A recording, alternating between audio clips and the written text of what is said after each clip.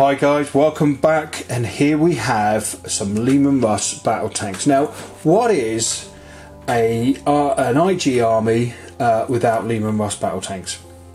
I ask you. Now, I've had quite good fun playing around with these. If you've been following me on Facebook, you've seen the progress of these as I've been developing them.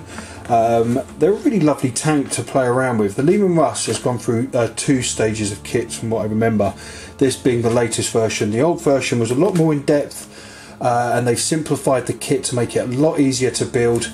It doesn't have the wheels anymore that used to be in there. The tracks just now slot in quite easily.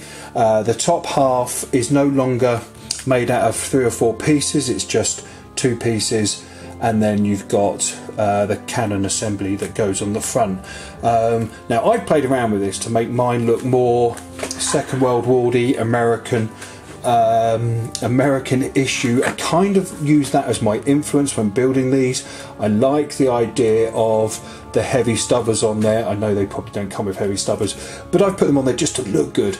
It's more of an aesthetic look than anything else. So let's have a quick closer look at these before I stick these on the turntable. What I've done is I've added sandbags to this, which I quite like. Now, these are just made out of green stuff. I have done a video on these before. It's quite easy to do, and what I've done is, if we just go in a bit further, you can actually see sand pouring out, which just gives you a really sort of a little bit of narrative. It's quite exciting. I've gone for Second Armoured Company. It's got its own name, so it's the Iron Duke, and then it's got a vehicle symbol down the bottom there. As we can see on the front, it's got Cadian, and the eagle has been worn away through constant use of the blade. I do like the dozer blades on these things. They really work really well.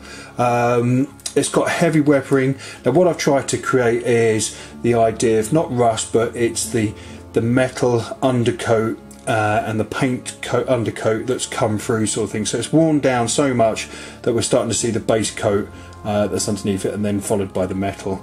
And if we just have a quick zoom in on that, it gives you that same look.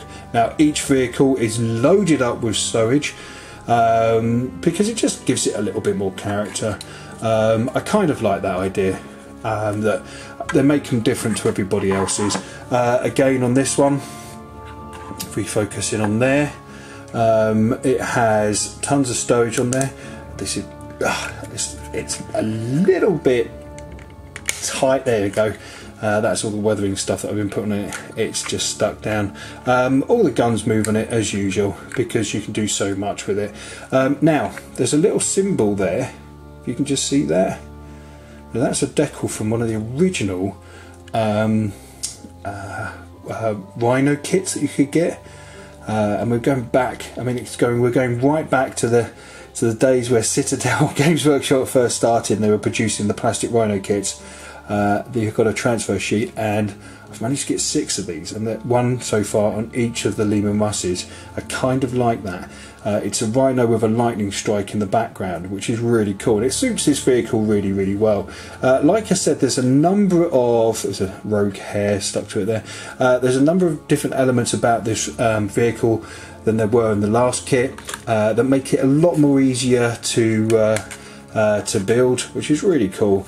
Again, I've gone for the las cannon and for the heavy bolter option with the plough on the front. I just think it adds to it and gives it something, you know, a little bit different than the usual setup. But there you go, that's it. Now I'll stick these on the turntable, guys. You take care of yourself, and I'll see you very, very soon.